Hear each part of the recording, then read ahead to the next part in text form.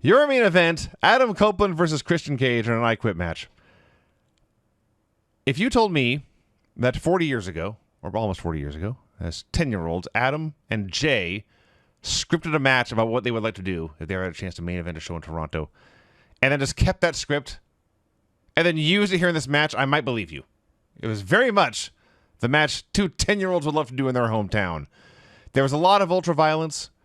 There was a lot of silliness, outright silliness, but it all worked. The crowd loved everything.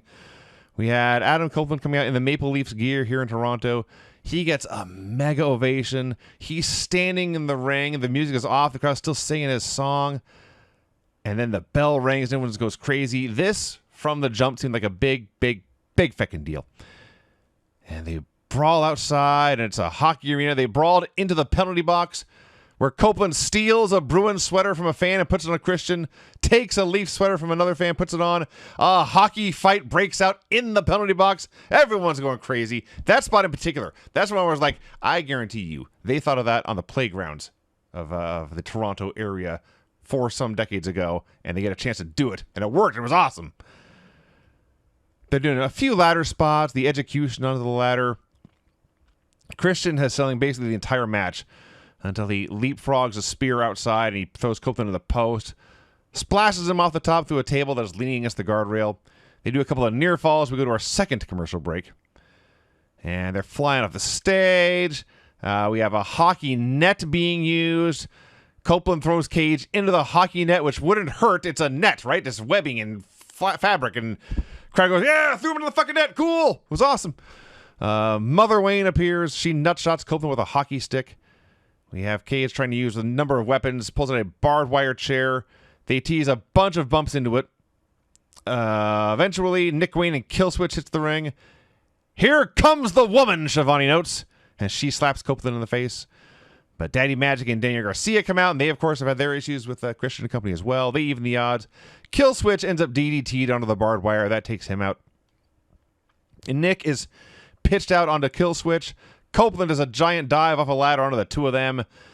And then Copeland tried to win fair. Here's the thing. Copeland absolutely tried to win this match one-on-one. But when Christian brought his flunkies in, Adam had no problem sinking to that level. And his stooges, God bless him, Garcia and Daddy Magic are in there. They bring out handcuffs. They handcuff all the heels in the corners.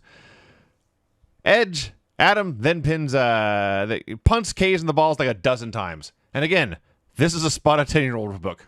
I'm just going to kick you in the balls over and over and over and over again. And there's a spot here that like me and maybe 12 other people caught. When the ref goes to check, it's an I Quit match. And he holds the mic up to Christian and says, do you want to quit? Now this whole thing started when Adam embraced Christian and said, let's be tag partners. And Christian said, go fuck yourself. So this ref holds the mic out to Christian. Do you want to quit? And Christian gets as far as go, and the ref yanks the mic away. I think I'm one of the very few people who caught the significance of that moment. But after all this, Adam grabs Spike, the baseball bat or cricket bat, whatever the hell it is, with all the nails in it. And he swings this thing, and he catches Christian in the testicles with a spiked implement. And at this point, we're going from Dynamite to Rampage. The screen actually faces black. We almost missed the quitting. But Adam raises Spike above his head to wallop Cage's face in, and Cage kind of softly but definitively says, I quit. And that's it. Adam wins. He's your new TNT champion. The place goes crazy for the hometown hero. A quite awesome main event that was. You know, I was thinking about this finish, and it was fine and all. But you know what I would have done? Tell me. Well, I would add Edge, kick him in the balls like a dozen times, and they ask Christian, do you quit? And in a very high-pitched voice, because he's been kicked in the balls a dozen times, he says, go fuck yourself. Which, of course, they have to bleep. And that's when Adam goes and he gets the big fucking board covered in spikes. And he brings it down low, aiming for the balls, and he's about to whack him in the balls, and that's when Christian says, I quit. But then Edge grabs a mic and he says, no, go fuck yourself. And he hits him after the match in the balls with the barbed wire board. That would have worked. Because at the end of the day, it's like, I don't know, it was fine. But this fucking Christian was almost a babyface. It's like you got kicked in the balls a fucking dozen times and you wouldn't quit. Then you got hit in the fucking balls with a board covered in nails and you still won't quit. That's a tough motherfucker. And then he has to save his own goddamn life by quitting because this guy's a maniac. But anyway, here's what I'll say about this match. I thought the finish was overkill with everybody running in and everybody getting handcuffed and 4-on-1 advantage babyfaces there for a while. But before they did all that, I thought this match was fucking awesome. I thought up until all of the interference, I thought they had a great, smart worked, crazy shit, but not too crazy. These are two old guys who both had to retire at one point. They're back. Yeah. And like what they did, it was a masterpiece. And then they overbooked it there at the end. But the funny thing about all the overbooking is this is something to watch going forward because we did a survey and asked people what they like, don't like. And I know you'll be shocked to hear this, but there was a lot of tribalism. Yes, yes. There were people that were just like, they fucking hate AEW. They think we put it over too much.